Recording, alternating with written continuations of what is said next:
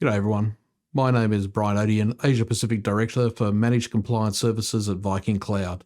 And I'm looking forward to presenting the topic Compliance is a Program, Not a Project at the PCI SSC APAC Community Meeting in Malaysia come November.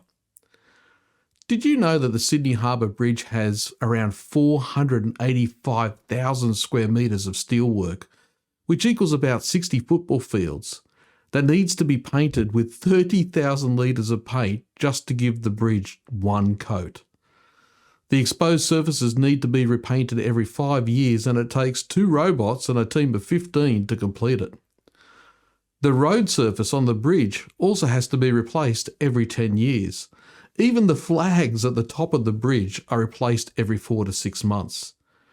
Just as you finish one task, another one begins, or you have to restart what you just finished. If the maintenance program isn't managed, the results could be catastrophic. Likewise, if we treat compliance programs as individual projects or one-off tasks and don't maintain them, corrosion of our overall security and compliance posture could easily occur.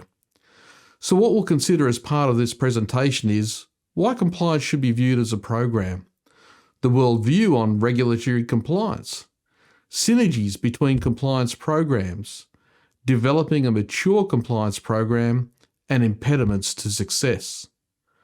It's the first time in some time we will gather as a community in Asia Pacific, so please make plans to be there. I look forward to meeting you all in person very soon.